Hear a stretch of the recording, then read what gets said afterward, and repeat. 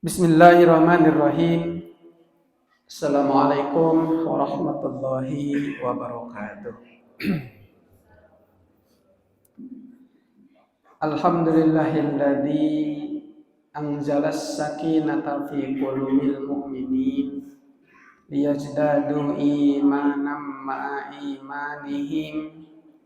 Ashhadu an la ilaha illallahul malikul haqqul mubin. Wa ashhadu anna sayyidana Muhammadan abduhu wa rasuluhu shadiqul wa'dil amin. Amma ba'du faqala ta'ala fil kitabil ajizil karim wa huwa asdaqul qailin a'udzu billahi minasy syaithanir rajim. Adz-dzakirina wadz-dzakirati a'adallahu lahum maghfiratan wa ajran 'azima. Al-ayah sadaqallahul adzim. Puja-puji mari kita haturkan, kita panjatkan kedat Allah Rabbul Izzati pada minggu kedua di bulan Desember tahun 2025 ini. Kita diberikan kemampuan oleh Allah untuk melaksanakan kewajiban kita thalabul ilmi. Baginda Rasulullah perang, baginda Rasulullah mencari nafkah, baginda Rasulullah memimpin pimpinan negara, baginda Rasulullah memimpin keluarga, baginda Rasulullah memimpin para santrinya yang disebut dengan Ahlus Suffah, dan beliau juga terus memberikan bimbingan ilmu kepada para sahabat. Jadi kalau ditanya siapa yang paling sibuk, tentunya baginda Rasulullah Shallallahu Alaihi Wasallam. Kelak di yaumil mahsyar pun baginda Rasulullah yang paling sibuk mencari umatnya yang mengaku Rasulnya, dia baginda Nabi besar sebagai umat, sebagai Rasulnya, dicari oleh baginda Rasulullah. Semoga kita termasuk orang-orang yang dirindukan kelak. Amin ya rabbal alamin. Sholawat beserta salam semoga selamanya dilimpah curahkan kepada junjunan alam, junjunan kita, yakni Habibana wa Nabiyana Nabi besar Muhammad Sallallahu Alaihi Wasallam, kepada keluarga, para sahabat, para atba'ut tabi'in, hingga sampai kepada kita. Semoga kelak dipertemukan bersamanya. Amin ya rabbal alamin. Hadirin jamaah rahimakumullah, kita melanjutkan bahasan kita bahwa dalam diri kita itu ada yang perlu diurus, yaitu dohirnya dan juga batinnya.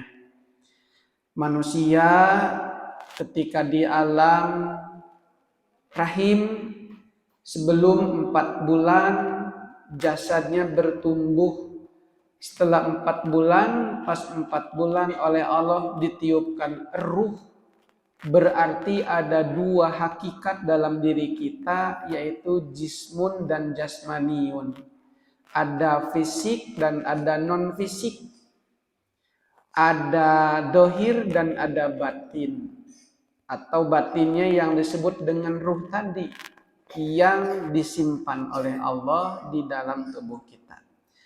Dua-duanya perlu diurus, dua-duanya perlu gizi, dua-duanya perlu kombinasi yang baik, sehingga bertemu dengan Allah Subhanahu wa Ta'ala.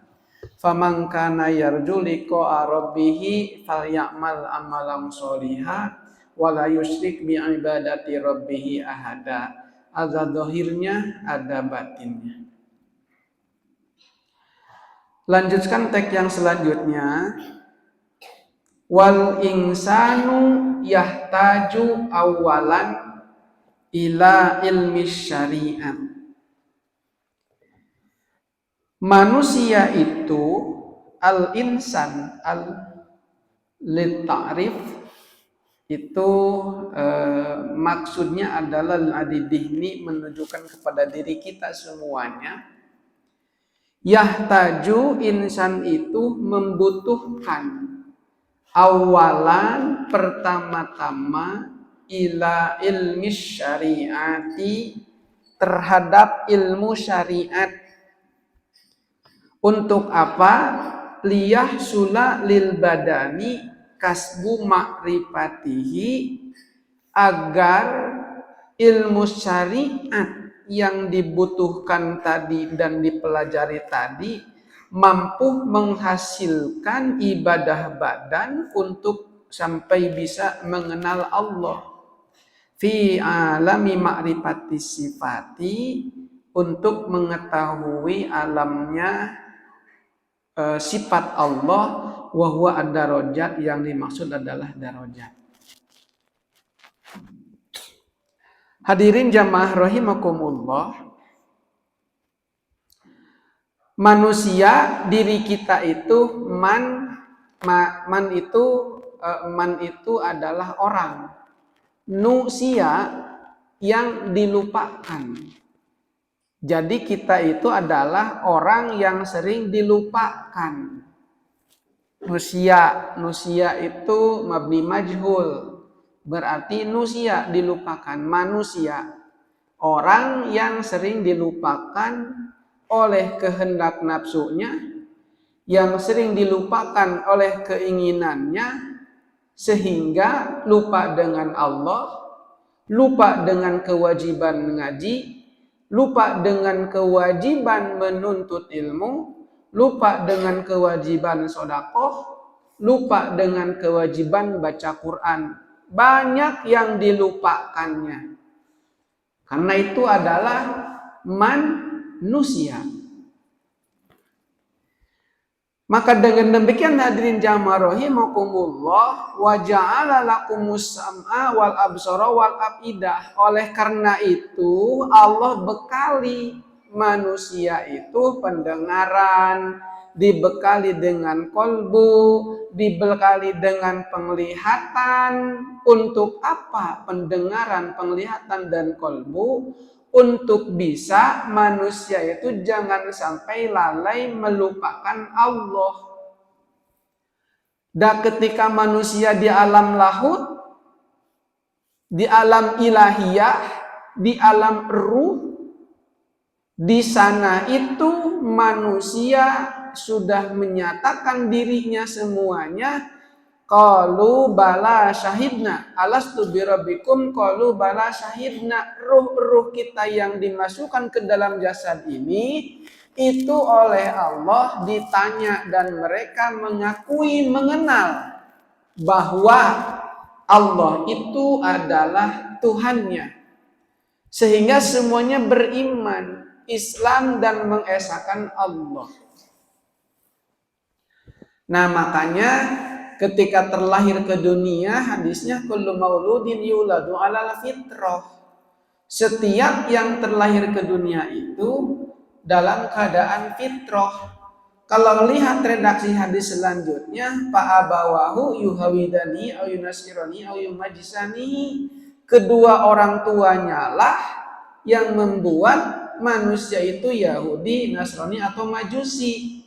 Artinya kalau begitu tafsir kalimat fa'abawahu, fa'nya itu arti ittisol. Jadi menyusul kalimat yang tadi tanpa henti redaksinya menyatu bahwa fitrah di sana itu dinul Islam. Jadi fitrah di sana itu adalah dinul Islam, sebab redaksi hadisnya fabahu yuhawina, Yahudi kan agama, Majusi agama, Nasrani agama. Dua orang tuanya lah berperan menetapkan, melanjutkan dia dalam keadaan dinul Islam, atau menghentikan anak yang baru terlahir itu menjadi agama selain fitrah. Nah, itu maksudnya. Kenapa manusia butuh syariat? Ya.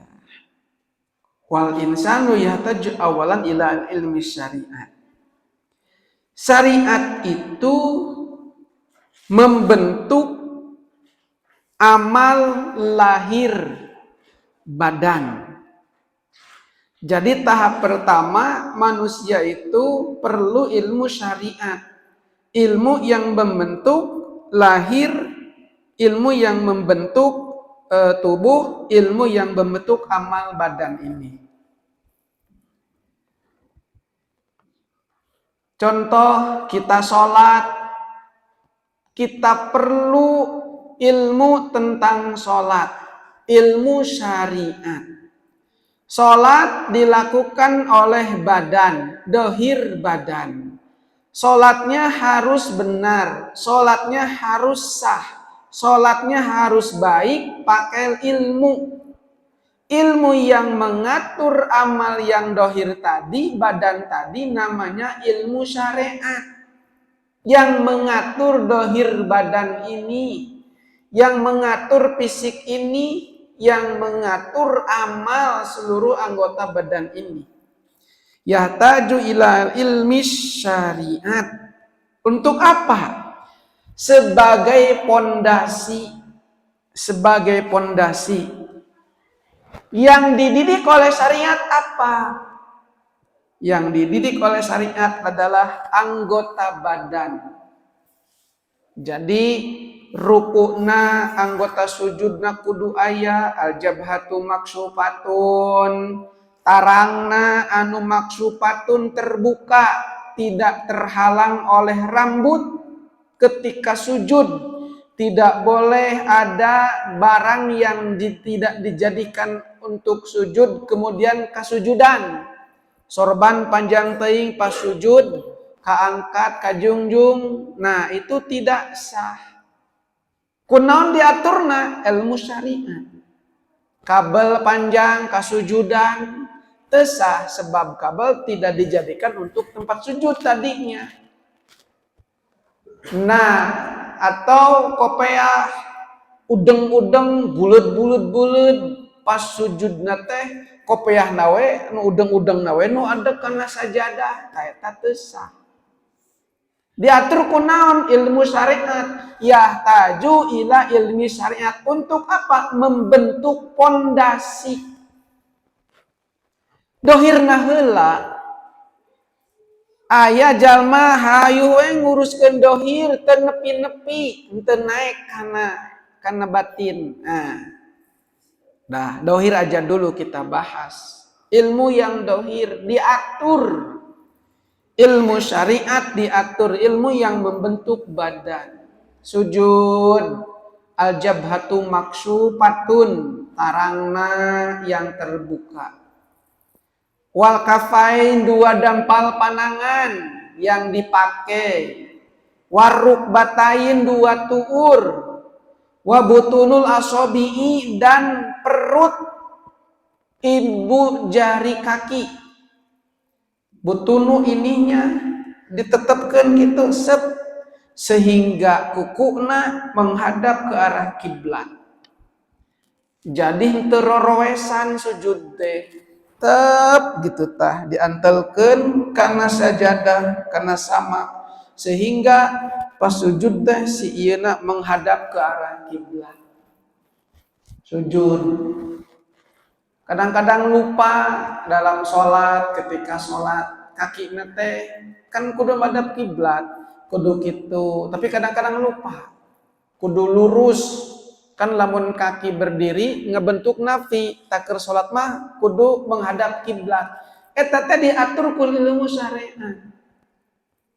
Lamun henteu ngaji rek apal ilmu syariat kumaha? Da ngaji nage henteu. Rugi, ya, rugi. Sebab itu kewajiban. Ilmu syariat membentuk pondasi lahir kudu bener eta. Lamun ayeuna ngaluarkeun zakat, zakatna kudu bener sesuai aturan jeung takaranana.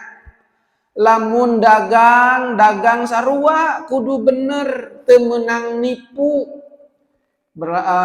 Gas 3 kilogram, sinangan 2 kilo, ditambahan ku gas, kedahaman ku angin. dicek teh kurang. Al mutaffifin itu teh mutaffifin teh mengurangi timbangan teh teteh ilmu yang diatur oleh syariat. Perlu belajar dulu syariat, temenang nipu dagangna. Temenang nipu lamun dagang diatur aya tata cara dagang yang bagus diatur. Kunaon nu ngaturna ilmu syariat ngatur eta. Kalau tidak pernah belajar tidak akan bisa. Jadi mendidik anggota badan. Tadi sholat khusyuk beda, sholat gerhana matahari jeung bulan beda, sholat istisqa beda deui, sholat li syiddatil khauf beda deui. Eta teh diatur kunaon ku syariat. Tapi aya jalma nu nguruskeun hayu nguruskeun eta, nguruskeun syariat teu nepi-nepi, teu anggeus-anggeus, pasea we antara utek-utekan jeung teu utek-utekan. Pasea antara sok kunut jeung teu kunut. Makanya di ataun mah imam nu kunut der nu teu kunut der sarua bae. Sabab aya dalilna, teu kudu jadi pasea. Tapi tahu dalilna, tahu rujukanana, tahu referensina. Semakin banyak tahu, semakin arif dan semakin bijak. Tapi kalau sok tahu, banyak nyalahkeun, banyak ngatur, jeung banyak nyempal. Kalau taunya sedikit. Tapi kalau banyak pengetahuannya, semakin arif, semakin bijak. Nah, hadirin jamaah rahimakumullah, itu mengatur anggota badan, diatur hirupna. Badan ini diatur. Makanan juga sama diatur, sulusun li nafsi, sulusun li batnihi, sulusun seperti lu untuk udara, seperti lu untuk makan. Itu teh telah diatur kunaon ku syariat. Syariatna kudu bener, jadi sehat dan menyehatkan. Yang kedua, perilaku lahir. Kenapa kita belajar syariat? Perilaku lahir. Ketika ketemu dengan sebaya, diatur apa yang harus dibacakan. Itu dengan ilmu syariat, perilaku lahir. Dengan alam kita juga diatur. Cai kuduna ngalir karena solokan. Solokana dibersihan bebarengan. Itu teh kan lahir, mengatur ibadah, mengatur lahir. Mengatur lahir. Mengatur amal ibadah, sedekah, zakat, itu teh ilmu syariat. Mengatur adab sosial, adab jeung tatangga, adab di jalan, lamun aya cucuk dikapinggirkeun, itu teh adab sosial, diatur ilmu lahir.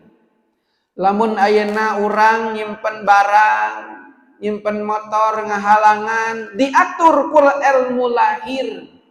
Teu kudu jadi merasa benar sendiri, sebab kebenaran pribadi ada juga kebenaran orang lain. Karena kitanya makhluk sosial, saling menghargai, saling menghormati, teu kudu asa bener sorangan.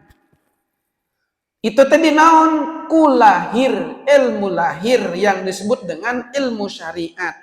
Geus bener keur salat pribadina, ibadah dirina, ibadah individualna sudah benar. Jeung Allahnya sudah benar, ibadah dohirna, badanna, salatna, sujudna geus bener.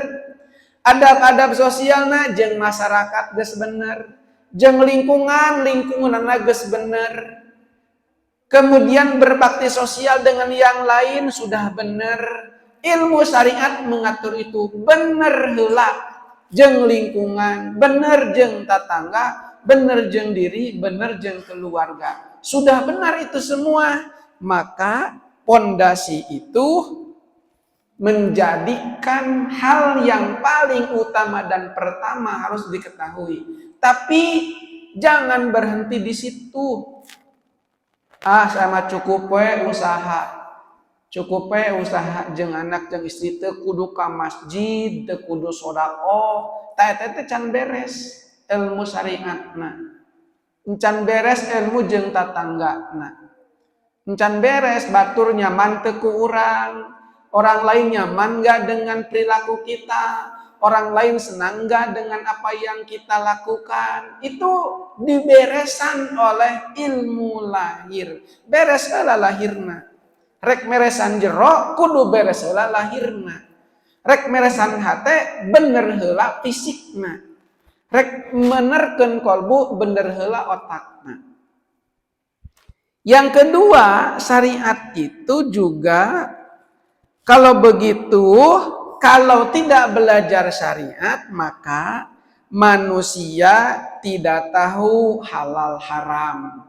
Jadi lamun teu diajar syariat, teu apal ieu teh halal, ieu teh haram. Al halalu bayyinun wal haramu bayyinun wa ma bainahuma syubhatun. Oh ieu teh halal, lamun urang ngalakukeun ieu kasabna ieu maka ieu teh halal, tapi lamun ngalakukeun ieu haram. Antara dua-duanya syubhatun. Syubhat. Syubhat teh teu katingali mana halal mana haram. Kalau tidak belajar ilmu syariat tidak akan tahu sahnya ibadah, statusnya ibadah sah, sholatnya sah, zakatnya sah, puasanya sah, ibadah hadinya sah. Kalau sudah statusnya sah, maka berarti sudah benar syariatnya. Atau juga tersesat dalam klaim spiritual, asapang spiritual mah. Asa panghadena kakara bisa berjamaah. Asa geus pangalusna bae kakara bisa berjamaah ke masjid. Misal, asa geus pangbenerna bae misalkan penting berjamaah. Itu sudah bagus, itu juga sudah bagus, tapi ulah asa. Nah, maka kalau klaim tadi masih muncul berarti belajar syariatnya belum lengkap, belum sempurna. Dalam Al-Quran disebutkan summa jalna ka'ala syariatin minal amri fattabi'ha, dan kami jadikan engkau berada di atas suatu syariat maka ikutilah. Nah itu teh syariat. Jadi syariat ilmu yang mengatur dohir badan kita, mengatur adab-adab kita dengan tetangga, mengatur halal, haram, memberikan ilmu yang bagus, yang tidak bagus. Itu dilakukan ku syariat. Dilakukan ku syariat. Untuk apa yahtaju awala ila ilmi syariat? Liyahsula lil badani kasbu ma'rifatihi. Untuk apa kita belajar ilmu syariat? Liyahsula lil badani kasbu amalihi, supaya menghasilkan kasab usaha. Menghasilkan kasab usaha. Menghasilkan apa? Dengan belajar ilmu syariat tadi. Menghasilkan berupa sholat yang sah, puasa yang sah, zakat yang sah, jihad melawan maksiat yang sah, adab lahir yang baik. Nah itu teh dihasilkan dari syariat. Belajar ilmu terus, tapi sholatnya henteu. Itu bukan belajar syariat. Sebab syariat isinya ilmu dan amal. Jadi ilmu tentang sholatnya digali, kemudian diamalkan tentang sholatnya, itu teh syariat. Ngatur badan. Ngatur badan ge. Belajar tafsirna kan acan. Belajar hadisna juga acan. Belajar baca Quran juga acan. Kumaha cara diajar maham Quran, belajar ilmu ma'anina acan. Belajar ilmu sorobna acan. Belajar ilmu nahunya acan. Loba nu acan. Padahal itu teh ilmu-ilmu pendukung syariat. Supaya naon? Eta syariat Mun tadi salatna teh geus ngahiji dina awak, geus jadi ngadarah ngadaging dina awak, sehingga dari awal sampai akhir salatna memenuhi status sah. Syaratna cumpon, rukunna cumpon, maka sah. Selesai kalau sudah sah seperti itu, karena syariatnya sudah sampai sah dan tidak sah. Selesai di situ. Nah, kalau sudah selesai di situ, maka beralih kepada ilmu yang kedua, ilmu batin itu dalam kitab Sirrul Asrar. Nah, hadirin jamaah rahimakumullah, ilmu tanpa amal tidak bernilai. Jadi orang belajar ilmu syariat tapi teu ngamalkeun teu aya nilaina. Kita belajar ilmu tentang tentang zakat tapi tidak pernah mengeluarkan zakat padahal sudah kewajiban, tidak bernilai. Kita belajar ilmu tentang sedekah tapi tidak pernah sedekah juga tidak bernilai. Kalau baru tahu ilmunya saja. Kalau hanya ilmunya saja yang dipelajari tapi amaliyahna teu aya. Belajar tentang tata cara khusyuk tapi tidak pernah mengamalkan salat nagih henteu, sama seperti sekolah belajar matematika terus belajar fisika, belajar bahasa Inggris tapi teu pernah dipakai. Ibarat punya pacul hayu diasah pacul teh, dipaculkeun henteu.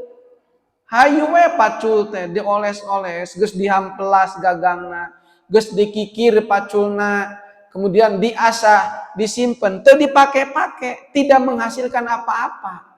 Tapi pacul yang dipakai mencangkul, menghasilkan cangkulan yang bagus, menghasilkan pare yang bagus. Itu karena nyangkulnya yang bagus.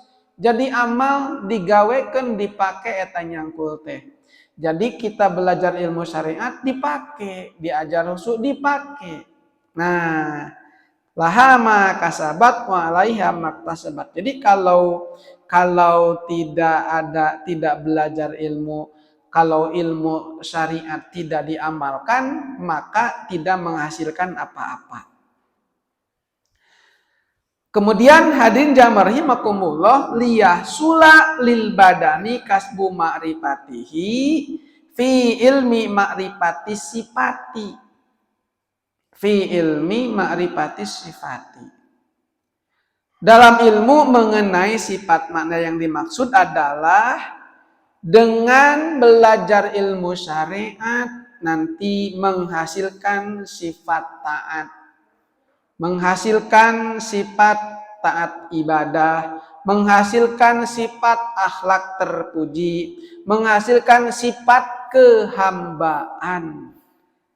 Jadi sudah masuk pada dimensi syariat tadi, sudah diajar tadi, diamalkan, maka muncul darajat-darajat, maka muncul sifat-sifat ketaatan. Oh, disebut dengan orang yang taat. Mimitina taat, mimitina disebut orang taat. Mimitina jalma ahli ibadah.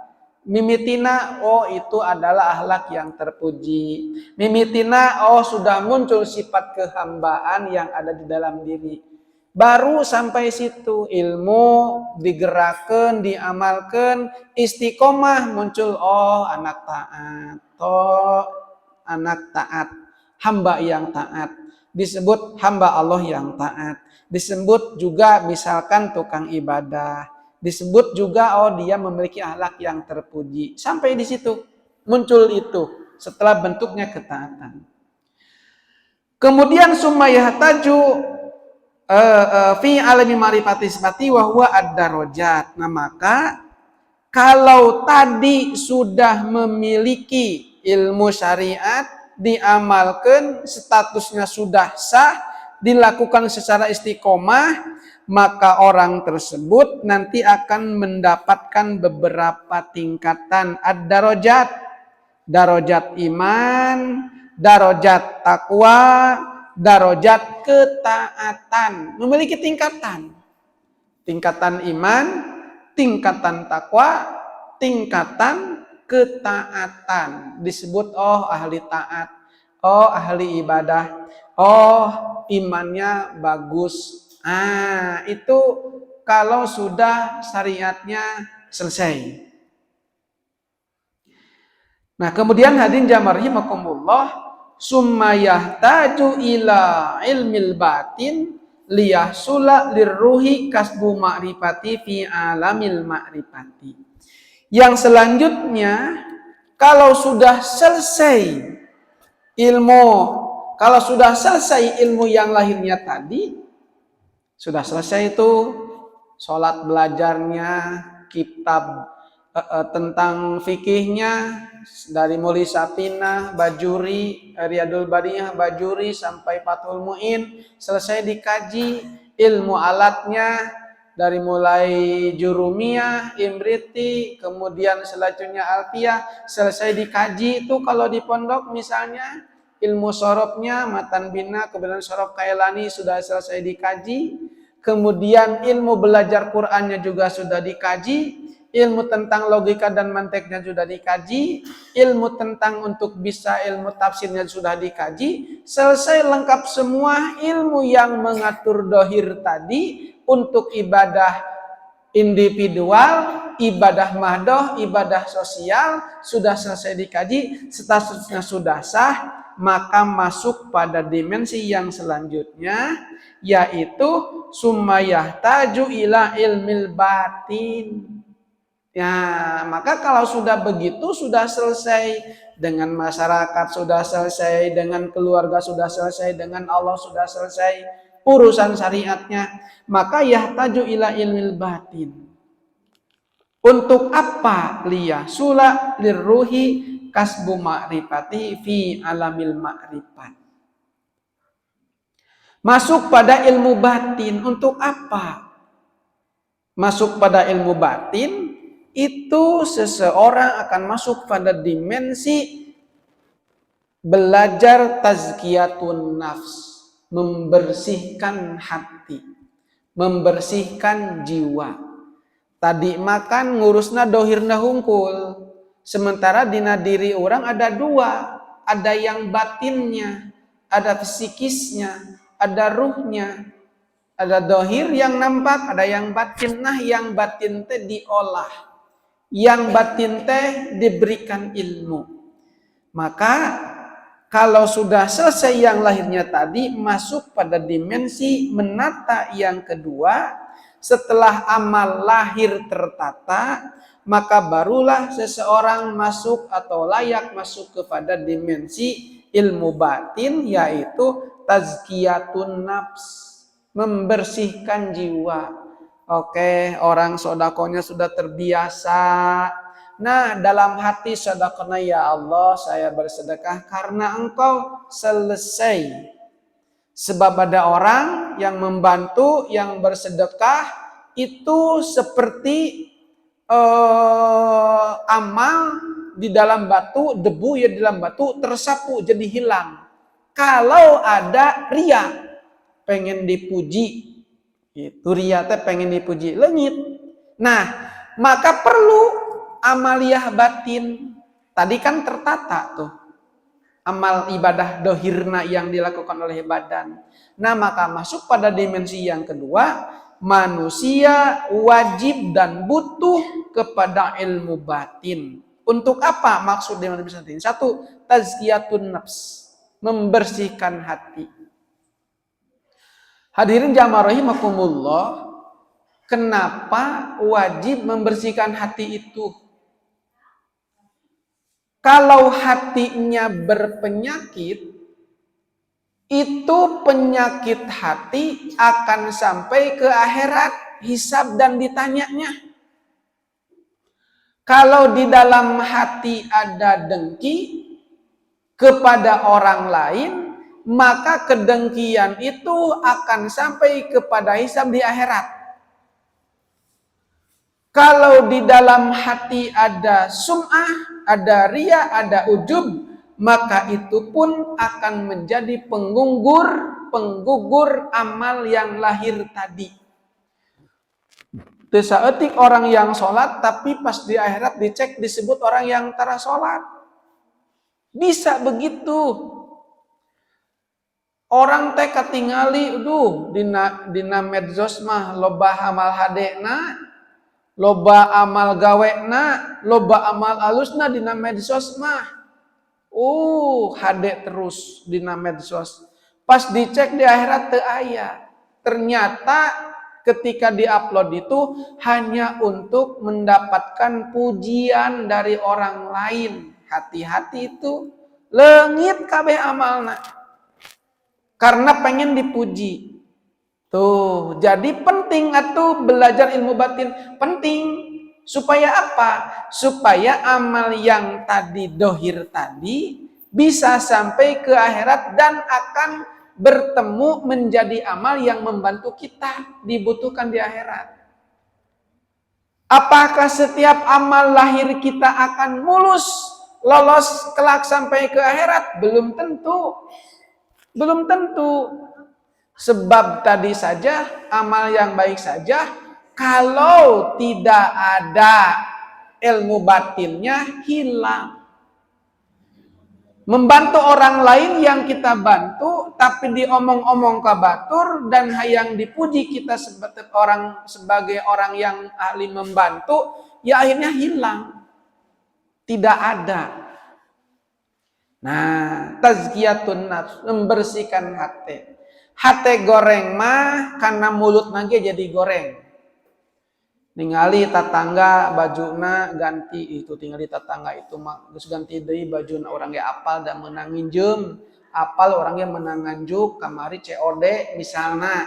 Itu kan hate goreng, hate kotor muncul karena mulut teh teh ngomongkeun, jeung ngahinakeun jeung ngagorengkeun. Akhirna boga amal hade salat nu tadi teh leungit. Kunaon? Ku gara-gara omongan. Tuh, jadi penting ilmu batin, ilmu lahir jang nata supaya sesuai dengan rukun jeung syaratna. Ilmu batin supaya mulus amal anu statusna sah tadi nepi ka Allah na ilmu batin. Tuh, maksud pada dimensi tazkiyatun nafs, membersihkan hati. Bantu tetangga, bantu teman lillah, karena Allah, selesai. Teman saudara kita yang kebanjiran, di Bandung juga banyak yang kebanjiran, apalagi yang kemarin di Sumatera, di Medan, di Aceh, Tamiang, yang sampai hari ini mereka tidak punya rumah, tidak ada listrik, bisa jadi belum mandi, bahkan jiwa yang melayang juga bisa menjadi ribuan, tidak hanya satu orang. Mungkin kalau yang sedang sholat dia mendapatkan langsung jannahnya Allah Subhanahu wa Ta'ala. Tapi kalau sedang tersapu banjir dalam keadaan maksiat, mungkin laknat yang akan didapat. Nah, maka hadirin jamaah rahimakumullah, dengan statusnya tadi mengatur amal syariat, maka masuk pada dimensi yang kedua, yahtaju ila ilil batin. Masuk pada dimensi tazkiyatun nafs. Nah, tazkiyatun nafs membersihkan hati. Jadi ya teh tazkiyatun nafs amalan batin gitu. Amalan batin. Belajar membersihkan hati dengan memperbanyak istighfar, dengan memperbanyak baca Quran, dengan memperbanyak zikir. Itu teh belajar tazkiyatun nafs. Da ari dosa mah nambah deui. Tiap hari nambah. Lahir melihat yang dosa, masuk kepada kolbu, mata kepada hati menggerakkan untuk melakukan dosa. Dan itu teh menjadi kotor. Karena kotor, bersihkan. Tazkiyatun nafs, membersihkan hati. Dengan apa? Dengan zikrullah. Dengan apa? Dengan membaca Quran. Cenah dosa deui, zikir deui. Cenah dosa deui, zikir deui. Dibersihan kolbunya, dibersihan jiwanya. Kunaon? Ku zikir. Memperbanyak zikir. Terus Sebab ketika dikir berarti dia syukur. Tapi ketika dia tidak dikir, maka dia kufur. Ida dakartani syakartani, ida nasitani kapartani. Kalau engkau sederhana, orang ingat ke Allah jeung teu ingat ke Allah teh, lamun ayeuna orang dikir ke Allah berarti syukur, ingat ke Allah, daek ngaji kewajiban ngaji ya. Tapi ketika orang kufur, ketika orang lupa jeung Allah, maka kafartani orang ke dalam kufur. Poho jeung Allah na teu inget sugan teh lain kewajiban, teu inget sugan teh lain kudu salat subuh, teu inget sugan teh kudu diantep. Nah, itu poho maka termasuk kufur. Tazkiyatun nafs, mujahadah, pagawean. Kan kalau dohir mah tadi salat, zakat, puasa, sodako, berbaik dengan tetangga, adab, amal sosial, itu kan amal dohir. Amal batinna, karena dua dimensi tadi, amal batinna, tazkiyatun nafs, membersihkan hati, membaca istighfar, berzikir, itu tazkiyatun nafs. Yang kedua, boga amal sarua ige batin teh. Yang kedua adalah mujahadah, bersungguh-sungguh. Lamun orang rek tobat ka Allah teh bersungguh-sungguh tobatna. Aduh, abdi mah da encan dibere hidayah, apan geus ngarti eta can diberi hidayah, kunaon bat teu berangkat. Aduh, da abdi mah encan dibere daek, ingat eta ge tapi kunaon teu berangkat. Tah teh aya mujahadah. Tah mujahadah teh pagawean batin, pagawean ruh, pagawean psikis. Mujahadah, bersungguh-sungguh. Alus penting teh tahajud, aya waktu tahajud penting teh. Jam 2 ka ditu teh waktuna bangun. Jadi lamun ayeuna ka pasar jam 1 pasar geus buka. Pasar Ciroyom, pasar Gede Bage, pasar Caringin, geus buka jam sakitu mah. Lamun ayeuna urang ka pasarna jam 6, jam 7 tos ludang lading teu ayeuna naon.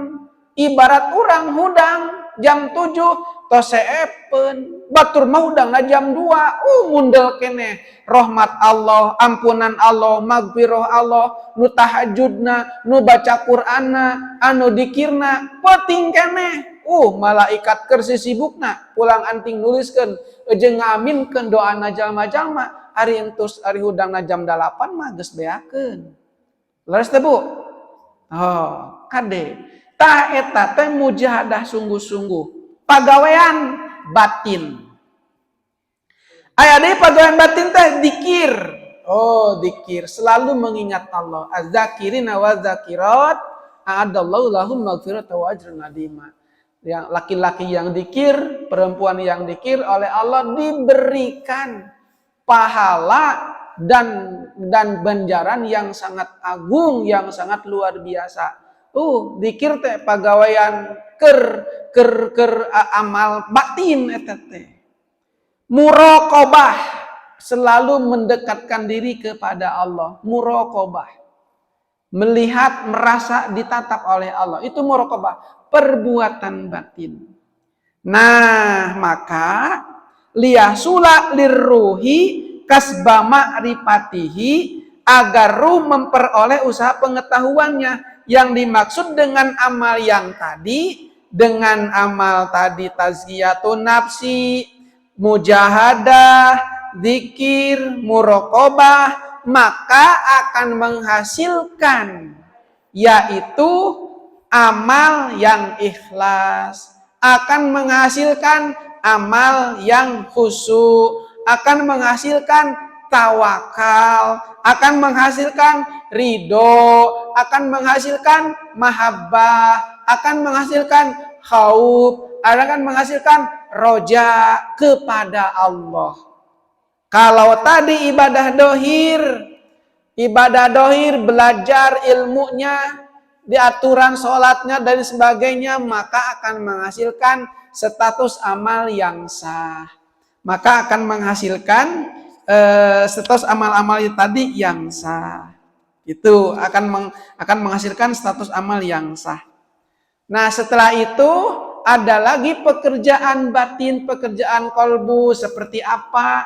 tazkiyatun nafsi. Seperti apa? Mujahadah, kemudian berzikir, kemudian selalu muraqabah. Maka kalau dilakukan itu akan menghasilkan keikhlasan buahnya. Jadi dohirnya diatur dengan ilmu syariat, batinnya, ruhnya diatur dengan ilmu batin.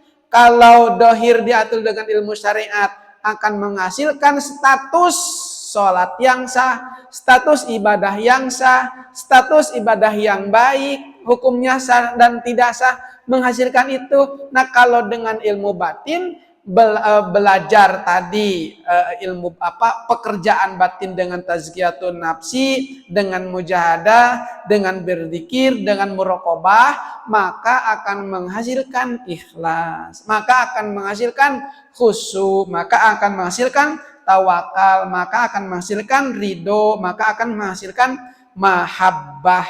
Nah, maka hadirin jamaah rahimakumullah, syariat sebagai pondasi untuk mengatur amal yang dohir ini, anggota badan ini, supaya seluruh yang dilakukan oleh anggota badan ini, baik yang sifatnya untuk ibadah individu, atau ibadah sosial, atau adab terhadap sesama, maka ilmu syariat yang ngatur tuh. Setelah itu menghasilkan apa? Menghasilkan ilmu syariat itu statusnya ibadah tadi yang sah. Yang kedua, belajar wajib membutuhkan ilmu batin. Pekerjaan ilmu batin untuk ruh kita apa? Tazkiyatun nafsi, selalu membersihkan kolbu. Dengan memperbanyak dzikir, istighfar, itu membersihkan kolbu. Dengan apalagi perbuatan pekerjaan ilmu batinnya? Mujahadah. Dengan apalagi ilmu batin mengaturnya? Dengan dzikir. Dzikir itu adalah ilmu batin. Kemudian dengan apa lagi? Dengan muraqabah. Selalu mengasingkan diri di waktu malam, berduaan dengan Allah Subhanahu wa taala, muraqabah. Meninggalkan kegoflahan dikala orang-orang lain sing cekikik dan lain sebagainya, tanpa ada amal, tanpa ada kebaikan yang diridhoi oleh Allah.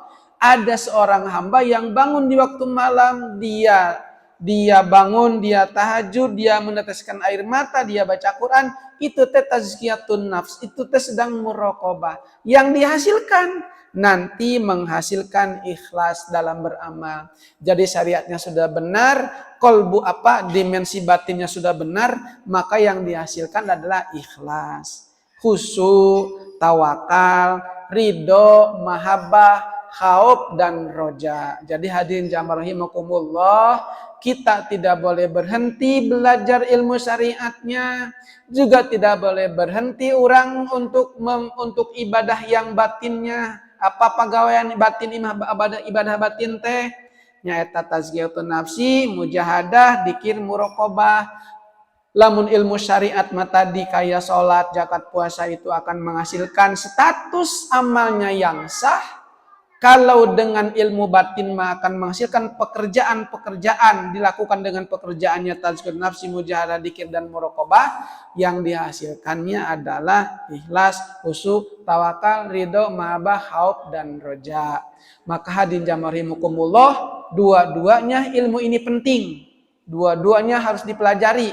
Kita sebagai makhluk yang berpikir dan berakal, jangan berhenti untuk selalu belajar. Karena hidup kita masih panjang, setelah wafat juga masih panjang, maka penting dua-duanya diisi supaya hidup kita benar menurut Allah, benar menurut syariat, benar menurut hakikat. Hadirin jamaah rahimakumullah, dua ilmulah yang harus kita kuasai, ilmu syariat dan ilmu batin. Ilmu syariat mengatur badan kita, ibadah kita sehingga menghasilkan status sah. Ilmu yang batin mengatur perbuatan amaliyah batin kita, yaitu tazkiyatun nafs, mujahadah, dzikir dan muraqabah, sehingga menghasilkan ikhlas, menghasilkan syukur, menghasilkan khusyuk, menghasilkan ridha, menghasilkan tawadu, menghasilkan khauf dan roja. Itulah yang dapat disampaikan pada pagi hari ini. Mudah-mudahan ada manfaatnya, khususnya bagi yang berbicara ini sama-sama sedang belajar, umumnya untuk kita semua. Kumaha kita aya anu bertaros. Oh mangga. Mangga. Assalamualaikum. Tadi kan ngomong masalah gerakan sholat.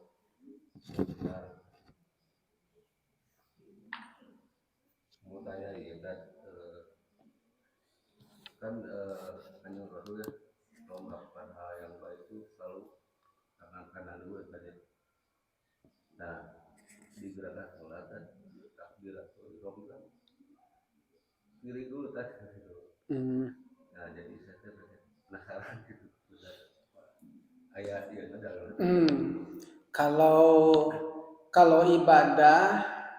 Kalau ibadah khususnya tentang ibadah sholat yang mahdoh itu aturannya sudah ditetapkan oleh Rasulullah Shallallahu Alaihi Wasallam.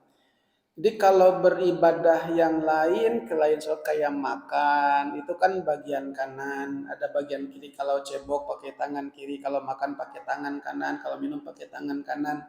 Itu aturannya wudhu pakai tangan kanan terlebih dahulu. Nah kalau sholat tidak mengangkat tangan satu-satu, Allahu Akbar, kemudian gitu, tapi bareng gitu. Aturannya seperti itu. Jadi beda antara aturan yang sholat khususnya yang mahdoh itu dengan aturan ibadah yang lainnya. Jadi setiap ibadah ada tata caranya, ada syarat dan rukunnya. Jadi kalau tadi ibadah sholat ngangkat tangan anu kiri dulu, maksudnya Allahu Akbar kiri kanan gitu. Oh nyimpen ka dieu. Tah, ari nyimpen ka dieu mah ada hukumnya sunat. Hukumnya sunat. Da ngangkat tangannya hukumnya sunat. Memang Allahu Akbar. Rasulullah nyimpennya kan gini. Ini dua di dia, jadi kia. Jadi kia. Nah, kia tah. Iya lurus, iya di dia. Iya nak kia. Jadi gitu sunatnya. Jadi sunatnya gini sunatnya. Dua di depan, ini gini contohnya Rasul. Kalau kita lihat Mbah Guru Sekumpul itu nyontohnya begini. Sama juga lihat Syed Alwi Al-Maliki juga gini. Itu Aswaja yang ada di Mekah yang dibunuh oleh Wahabi. Itu seperti ini. Jadi ngangkat tangan kenapa kiri dulu? Karena yang atas yang ini sunatnya begini di contohnya. Tapi ini hukumnya sunat. Sebab kalau yang sudah di Mekah dan lama di Mekah kan melihat orang sholat kan beda-beda. Anu ngangkat tangan, anu kieu, langsung maca Bismillahirrahmanirrahim kan gitu ya, beda-beda. Nah, tapi kalau menurut ilmu fikihnya, ya ilmu fikihnya seperti itu. Jadi ini yang kanan di depan begini gitu ya, yang kanan di atas, yang kiri memang di bawah sehingga ya otomatis ini jadi kiri yang duluan gitu. Tapi yang kiri duluan. Kadang kan gini juga. Pas ketika sujud itu dina kitab Bulughul Maram ketika sujud deh ada dua yang dilakukan. Yang kebanyakan yang ketika turun itu dua tur dulu itu banyak hadisnya, tapi kalau yang tangan dulu baru tuhur itu sedikit. Bukan tidak boleh sih, sah-sah saja. Apalagi orang sakit beda kan. Misalkan orang anu sakit teh anu asam urat, lamun turu heula teh nyeri. Nah, sehingga pas turu teh tangan heula ya anu kitu ge. Itu maksudnya. Tah yang begitu pun ada aturannya, tapi dalam fikih mah tidak saklek seperti itu. Samunya ada riwayatnya, Nah, kalaupun tadi nyimpen ini di sini sunatnya memang begitu, sunatnya. Jadi pasti kiri heula. Lamun dina kanan heula ge, jadi henteu jiga nu dicontohkeun ku Rasul kan gitu. Nah, ketika salam Rasul kadang-kadang ngusap ini kan gitu, kadang-kadang juga enggak. Kenapa demikian? Jangan dibayangkan Masjid Madinah Nabawi hari ini dengan Masjid Madinah dulu. Hari dulu makan pasir. Sehingga diusap teh karena di sini banyak pasir. Gitu. Ayeuna misalkan Gureni sujud di dina aspal aya kesikan diusap gitu. Nah gitu. Nah, itu seperti itu. Bahkan ketika SSG di Darut Tauhid itu saya sholat itu dina jukut Pak, pakai sepatu. Karena memang ada contoh kan, contohnya maksudnya gini, sholat dalam keadaan silatul haub. Ketika waktu dingin banget, boleh yang diusap sepatu kan begitu. Itu kan apa namanya wudu. Jadi contoh teh teu hiji. Rasul teh salatna teh husu ya, misalkan Rasul salatna husu. Tapi ketika Rasul salatna husu itu pernah ketika ada ular itu dipaihan heula ularna. Husu teh kira-kira salatna. Ayeuna aya budak rek cilaka keur salat, dihalang dicokot heula budakna. Eta disebut husu teh. Jadi ada salatnya Rasulullah itu 32 versi. 30 ente satu macam. Ente satu macam sok ayeuna nu orang hafal. Sidatul khawab salatna kumaha, tata carana. Kemudian khusuf juga beda. Ketika aya budak rek cilaka, aya olar rek matuk, kan itu Rasul juga apakah salat Rasul disebut ente khusuf? Ketika Hasan Husain naik ka dieu kana punggung lilila teuing salat teh Rasul teh sujudna. Itu kan lama-lama teuing. Oh ternyata ada Hasan Husain. Apakah Rasul sedang sholatnya main-main dengan anak? Apakah disebut husu?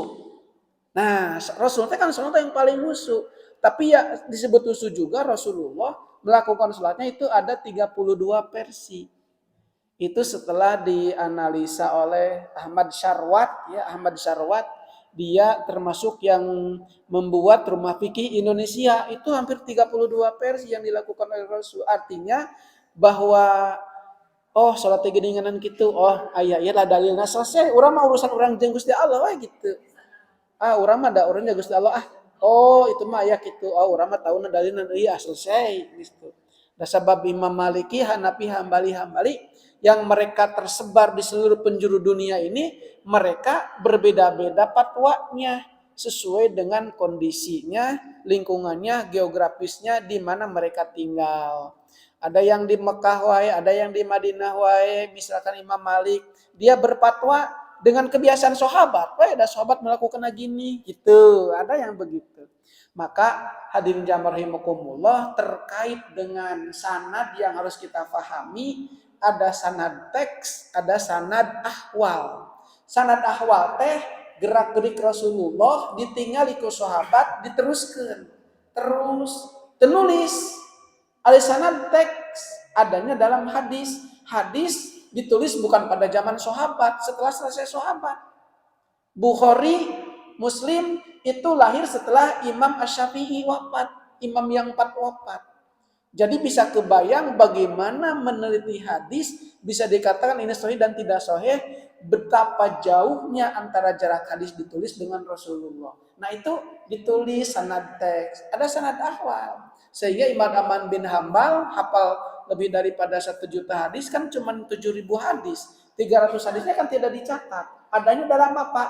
Dalam ahwal. Nah, sanad ahwal itu terpelihara tradisinya dari dulu sampai sekarang di pesantren-pesantren gitu. Jadi turun temurun dari pesantren ke pesantren. Kenapa? Karena mereka kalau merujuk pada teks saja, tidak semua para ulama menulis. Kita banyak ulama hari ini menulisnya enggak. Dosen juga ada yang punya tulisan, ada yang enggak. Ilmu nanateh alamun kana ngandalkeun kan eueuh dina tulisanana oge emang kabeh ditulis. Apalagi nulisna zaman baheula can aya pabrik kertas jiga ayeuna. Jadi yang ada adalah sanad ahwal. Dua-duanya entong leungit. Nah, beberapa organisasi tertentu teu aya dina kitabna coret, teu aya dina kitabna coret. Emang nulis kabeh? Enggak. Di mana? Sanad ahwal. Makanya kalau di pesantren itu dibimbinglah salatna rukunna kudu kieu, ieu kudu kieu. Itu tata carana.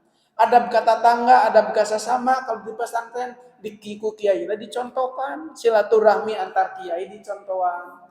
Itu seperti itu. Sehingga keur urang saayeuna mah anu ku urang kapahami, anu ku urang katingali eta we urang lakukeun. Teu kudu nyempat batur, teu kudu nyawat batur, teu kudu nyalahkeun batur. Meureun batur ge bogaeun dalilna kitu we. Sederhana. Hadirin yang rahimakumullah, kita akhiri doa kita dengan baca kifaratul majlis. Allahumma shalli wa sallim wa barik ajma'in. Amin ya rabbal alamin. Alhamdulillah alamin. Allahumma shalli ala sayyidina Muhammad wa ala ali sayyidina Muhammad. Allahumma inna nas'aluka ilman nafi'an laduniyan wa fahman wasi'an ya kashfal muskilati wa ya alim as-sirri wa hafiyat ikshif anna an wujuhadil ma'ana hatta natala ila haqiqatil masail wahfidna anil khata'i wad dalal anta muwafiqul li amrina wa anta 'allamul ghuyub. Rabbana atina fid dunya hasanah wa fil akhirati hasanah wa qina adzabannar. Allahumma barik lana fi ma razaqtana wa qina adzabannar. Subhana rabbika rabbil izzati amma yasifun wa salamun alal mursalin walhamdulillahi rabbil alamin. Al-Fatihah. A'udzu billahi minasyaitonir rajim.